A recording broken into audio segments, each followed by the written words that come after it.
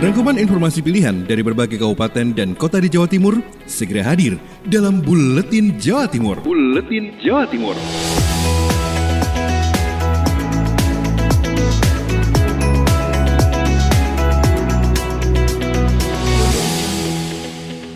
Salam jumpa sahabat, kembali lagi dalam program Buletin Jawa Timur untuk edisi hari ini Kamis 9 April 2020 bersama saya Yuli Anissa.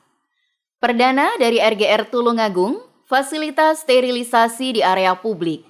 Selengkapnya disampaikan oleh Mega Kristi. Bersama Kapolres dan Kasdim 0807, Bupati Tulungagung Dr. Andes Marioto Birowo MM meninjau kesiapan posko COVID-19 yang dibuka di Terminal Gayatri dan Stasiun Tulungagung. Tujuan dari peninjauan ini adalah untuk memastikan kesiapan petugas maupun peralatan, termasuk APD, alat perlindungan diri di masing-masing posko dalam mengantisipasi penyebaran virus corona. Hal ini perlu diwaspadai mengingat mobilitas penumpang yang dimungkinkan berasal dari wilayah yang sudah terpapar virus corona atau COVID-19, baik penumpang bis maupun penumpang kereta. Fasilitas sterilisasi berupa bilik disinfeksi dan tempat cuci tangan akan dipasang di tempat-tempat umum di Tulungagung. Demikian dikatakan Bupati saat meninjau posko COVID-19 di Stasiun Kereta Api Tulungagung. Saya Mega Kristi, 90,1 RKR FM Tulungagung. Berikutnya Persada FM Kabupaten Blitar ada Oza Ahmad. Karena situasi belum memungkinkan, Dinas Pendidikan Kabupaten Blitar memperpanjang kegiatan belajar di rumah hingga 18 April. Proses belajar di rumah untuk siswa TK, SD, dan SMP di Kabupaten Blitar diperpanjang hingga 18 April 2020. Kebijakan yang diambil sebagai upaya pencegahan penyebaran virus corona itu merujuk pada Surat Edaran Kementerian Pendidikan dan Kebudayaan Nomor 4 Tahun 2020 tanggal 24 Maret 2020 tentang pelaksanaan kebijakan pendidikan masa pendidikan dalam masa darurat penyebaran COVID-19. Kepala Dinas Pendidikan Kabupaten Blitar Budi Kusumarjaka mengatakan perpanjangan masa belajar di rumah itu karena melihat situasi dan kondisi saat ini belum memungkinkan dan harus melakukan isolasi mandiri di rumah. Ia mengaku sudah melaporkan keputusan ini kepada Bupati Blitar. Budi menuturkan sesuai informasi yang diterima, memang siswa sudah mulai jenuh belajar di rumah, sehingga melalui surat edaran resmi, pihaknya meminta semua guru agar tidak membebani siswa terkait penuntasan kurikulum. Guru cukup memantau dan membuat kegiatan yang menyenangkan untuk siswa. Atas petunjuk Pak Bupati juga, ya yang penting aturannya jelas, kita melaksanakan. Dan kalau kita masih kondisi semacam ini, melihat situasi perkembangan khususnya di Kabupaten Blitar, antisipasi COVID-19 ini memang kita harus tetap melakukan isolasi mandiri di rumah. Budi berharap wabah virus corona segera berakhir sehingga kegiatan belajar mengajar di sekolah bisa dilanjutkan kembali. Ia memastikan akan terus memberikan informasi lebih lanjut terkait perkembangan kebijakan pembelajaran. Ahmad, Radio Persada FM Blitar. Ersal FM Nganjuk. Kemenak hentikan layanan pengajuan nikah. Selengkapnya bersama Agustin Merdekawati. Warga Nganjuk yang berencana mengajukan permohonan nikah akan tertunda dahulu karena kantor Kemenak Nganjuk memutuskan untuk menutup sementara pelayanan tersebut. Hal itu dilakukan tidak lain lantaran pandemi COVID-19. Kepala Kemenak Nganjuk Taufikur Rahman mengatakan, untuk penutupan pendaftaran menikah, pihaknya telah berusaha memberikan pengertian kepada masyarakat untuk ditunda dahulu karena hal tersebut untuk kebaikan bersama, yakni memutus rantai penyebaran COVID-19.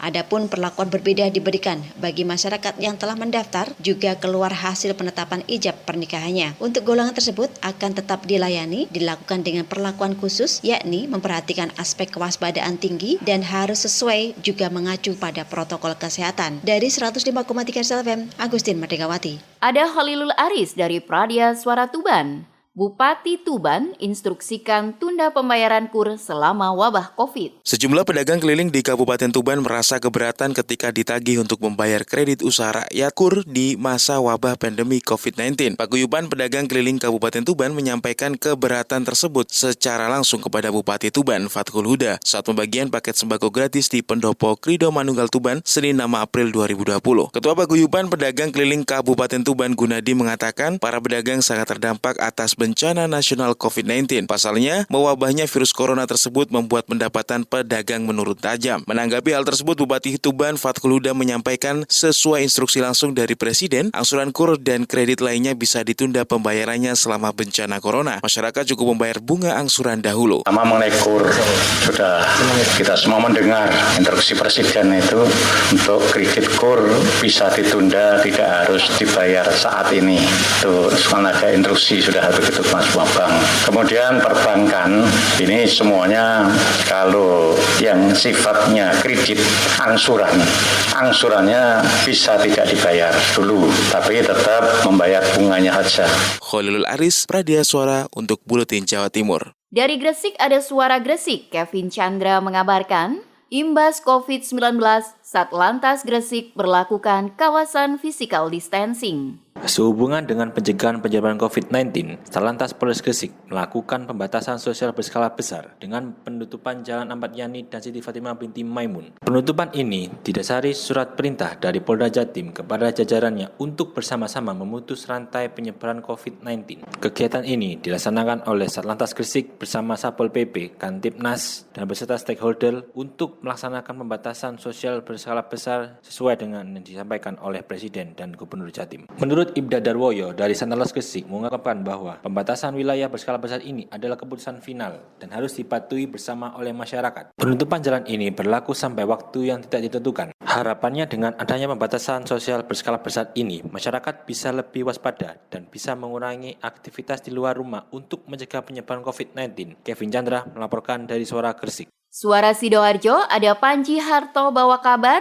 Imbas corona, pedagang keluhkan pasar tradisional yang sepi. Merebaknya virus corona atau pandemi COVID-19 berdampak pada berbagai sektor, diantaranya ekonomi. Hal ini juga dirasakan langsung oleh para pedagang di pasar tradisional Sidoarjo yang alami sepi pembeli. Para pedagang mengaku sejak mewabahnya virus corona, jumlah pembeli di pasar mulai berkurang. Jum, satu di antara pedagang pasar Sono Buduran, Senin kemarin mengatakan pendapatan turun antara 30-40%. Ini adalah omset kita yang biasanya sekian menjadi sekian, ya mungkin turunnya itu sekitar 30-40% lah. Jadi juga banyak yang booming, Mas. Menghadapi kondisi ini, para pedagang hanya bisa pasrah dan berharap agar wabah ini bisa segera teratasi sehingga kondisi perekonomian mereka dapat normal kembali. Demikian Panji Harto, Suara Sidoarjo. Dari Suara Lumajang, tes pelaksanaan CPNS ditunda. Selengkapnya bersama Ajeng Prawestri. Pelaksanaan tes calon pegawai negeri sipil atau CPNS bagi peserta yang akan mengikuti seleksi kompetisi bidang atau SKB pada 26 April nanti dijadwalkan akan ditunda akibat merebaknya wabah COVID-19. Ahmad Taufik Hidayat, PLT Kepala Badan Kepegawaian Daerah atau BKD Kabupaten Lumajang, mengatakan bahwa pihaknya masih belum bisa memastikan kapan pelaksanaan tes tersebut akan dilaksanakan. Sebab pemerintah juga harus menerapkan pembatasan sosial atau social distancing dalam menghadapi pandemi COVID-19. Taufik juga mengungkapkan ada sejumlah 436 peserta yang lolos seleksi kompetensi dasar atau SKD yang akan mengikuti tahap SKB. Namun demikian, dari angka peserta yang lolos selesai SKD, dikabarkan ada beberapa formasi yang masih belum terpenuhi, seperti formasi disabilitas dan dokter spesialis kandungan. Sementara dokter umum yang masuk nominasi hanya 7 peserta dari 20 formasi. Dalam kesempatan itu, Taufik menghimbau agar para peserta yang akan mengikuti SKB tetap tenang serta bersabar, sembari berdoa agar musibah ini bisa cepat berlalu. Ajeng Prawestri, Suara Lumajang. Ada Kirana Nisa dari Mahardika FM. Akibat corona, BPS Kota Blitar minta masyarakat memanfaatkan masa perpanjangan sensus penduduk online. Merebaknya COVID-19 di Indonesia berdampak terhadap sejumlah agenda besar, diantaranya sensus penduduk online yang harusnya berakhir 31 Maret 2020, kini diperpanjang sampai 29 Mei 2020. Erni Fatma Setioharini, Kepala Badan Pusat Statistik BPS Kota Blitar mengatakan, berdasarkan arahan pusat, jadwal sensus penduduk online diperpanjang mengikuti masa darurat yang ditetapkan ditetapkan BNPB Indonesia. Hal ini juga diikuti dengan mundurnya jadwal sensus wawancara langsung yang mestinya berlangsung 1 sampai 31 Juli. Kini ditetapkan tanggal 1 sampai 31 September 2020. RI menyebut kebijakan ini membuat masyarakat semakin leluasa dalam mengisi data sensus penduduk online. Sampai saat ini terdapat 33.310 orang yang sudah melakukan pengisian data sensus penduduk online atau 17% dari total penduduk Kota Blitar. Data ini diharapkan terus bertambah karena pelaksanaan sensus penduduk online tidak lagi segmented. Jika dulu diprioritaskan bagi ASN, TNI, Polri, kini masyarakat umum juga diharapkan maksimal memanfaatkan masa perpanjangan. Nah, sekarang segmen itu sudah kita perluas untuk masyarakat biasa juga. Makanya kami sudah bersurat juga ke Pak PLT Wali Kota terkait perpanjangan jadwal ini dan perubahan segmen ya. Kirana Nisa, Mahardika FM. Berikutnya, Realita FM. Ada Kholik Maulidi mengabarkan tentang tim Satgas COVID-19 Pamekasan yang standby 24 jam di pos pintu masuk. Satuan Tugas atau Satgas Pencegahan dan Pengendalian COVID-19 Kabupaten Pamekasan memastikan tim standby 1 kali 24 jam di berbagai titik pintu masuk ke kabupaten berslogan Gerbang Salam. Wakil Ketua Harian Satgas COVID-19 Pamekasan, Ibnu menyampaikan, para tim gabungan melakukan penjagaan untuk mengontrol dan memeriksa mobil yang masuk ke Pamekasan yang datang dari zona merah, termasuk bus-bus terminal, guna dilakukan penyemprotan disinfektan dalam rangka pencegahan COVID-19. Kemudian, langkah itu kata Ibnu juga wajib dilaksanakan oleh tim Satgas Kecamatan dan Desa guna mendata para perantau yang datang ke Pamekasan setelah lokasi yang ditempati sebelumnya terdampak wabah virus corona. Kami tim Satgas itu 24 jam itu standby di seluruh titik masuknya. Tidak hanya menerima laporan dari masyarakat, tapi juga kami antisipasi melakukan penyemprotan di setiap titik masuknya masyarakat ke Kabupaten Pamekasan. Jadi kami data semua bis yang masuk, berapa turun di Pamekasan, dan tentunya direspon oleh masing-masing kecamatan dan desa untuk hal yang sama sesuai dengan data-data yang masuk. Sebagai informasi, peta sebaran COVID-19 di Kabupaten Pamekasan mulai dari orang dalam risiko atau ODR kini telah mencapai 6.600 orang lebih. Selanjutnya, orang dalam pemantauan atau ODP sebanyak 200 orang. Kemudian pasien dalam pengawasan atau PDP ada 3 orang dan 1 orang positif corona sebelumnya telah meninggal dunia sebelum diketahui terjangkit COVID-19. Kholik Maulidi, Realita FM Pamekasan. Dari Suara Ngawi, Renata Surya mengabarkan, Pemkab Ngawi lakukan pemantauan di beberapa titik posko pencegahan COVID-19. Pemerintah Kabupaten Ngawi bersama tim gugus tugas COVID-19 melakukan pemantauan di beberapa posko penanganan COVID-19, diantaranya Stasiun Ngawi, Gerbang Tol Ngawi, Perbatasan Mantingan Sragen. Adapun tujuan pemantauan ini yaitu untuk melihat sejauh mana kesiapan petugas medis dalam menangani dan mendata penumpang atau warga yang datang dari luar kota maupun negeri. Budi Sulistiono Kanang, Bupati Ngawi mengatakan, untuk setiap posko harus bekerja lebih maksimal supaya masyarakat Kabupaten Ngawi tidak ada yang terkena virus COVID-19 serta bisa mempertahankan Ngawi zero positif. Jadi 2 hari ini, kemarin dan hari ini terus-menerus kita lakukan pendataan di semua jalan akses masuk terbesar. Ya, sehingga itu merupakan sesuatu agar kita mengerti betul pemerintah daerah itu mempersiapkan orang-orang yang perantau pulang ke Ngawi karena sesuatu hal secara ekonomi dia harus kembali, maka ini harus terdata. Nah, terdata itu berarti dia harus ikhlas dirinya menjadi ODR. Kanang juga berharap masyarakat Ngawi dapat mematuhi prosedur penanganan dan melakukan isolasi mandiri selama 14 hari, serta lapor ke RT atau RW maupun petugas kesehatan setempat. Renata Surya, Suara Ngawi. Lanjut, ada Kiki Desilia dari Suara Madiun. Pengalihan arus sejumlah jalan di Kota Madiun. Pembatasan akses di Kota Madiun semakin ditingkatkan. Kali ini sejumlah jalan dialihkan untuk mempersempit kendaraan yang masuk ke wilayah kota. Kendaraan dari utara yang menuju ke Ponorogo tidak lagi lewat Jalan Tamrin, namun wajib lewat tepi timur. Artinya, kendaraan dari utara belok kiri ke Jalan Diponegoro, sisi timur di Simpang 5 Tugu Pendekar. Kendaraan bisa melewati Jalan Tanjung Raya Manis Rejo hingga tembus Simpang 4 Tean. Begitu juga arah sebaliknya. Wali Kota Madiun Maidi mengatakan hanya terdapat 4 akses masuk Kota Madiun. Madiun,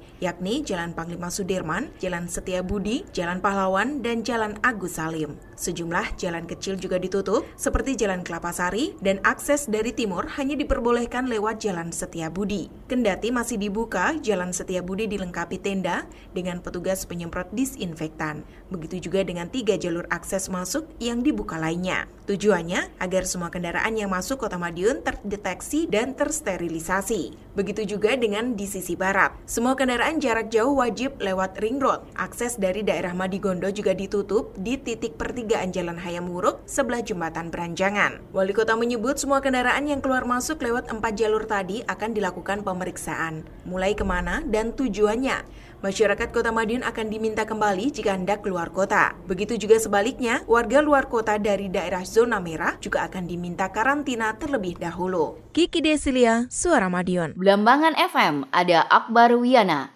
Pemerintah Kabupaten Banyuwangi batasi jam operasional toko modern. Untuk mencegah penyebaran virus corona, Pemkab Banyuwangi melakukan pembatasan jam operasional pusat pembelanjaan dengan aturan buka pada pukul 10 pagi dan tutup 6 sore. Bupati Banyuwangi Abdullah Aswar Anas mengatakan kebijakan itu dilakukan seiring dengan anjuran secara terus-menerus untuk melakukan social distancing, melakukan kegiatan bekerja dan belajar di rumah. Anas menambahkan forum pimpinan daerah mengambil langkah lebih lanjut untuk meminimalisir terjadinya penularan lewat kerumunan dan keramaian, salah satunya dengan membatasi jam operasional. Anas menjelaskan pembatasan jam operasional berlaku untuk pusat-pusat perbelanjaan besar seperti mal dan pasar modern yang ada di daerah. Selain membatasi operasional pusat pembelanjaan, Pemkab Banyuwangi juga mengeluarkan kebijakan khusus bagi restoran dan rumah makan, yakni pelarangan makan di tempat bagi pembeli. Pengelola rumah makan hanya boleh melayani pembeli yang membawa makanannya pulang untuk menghindari berkumpulnya banyak orang di satu tempat. Pamungkas, ada Suara Kota Probolinggo mengabarkan,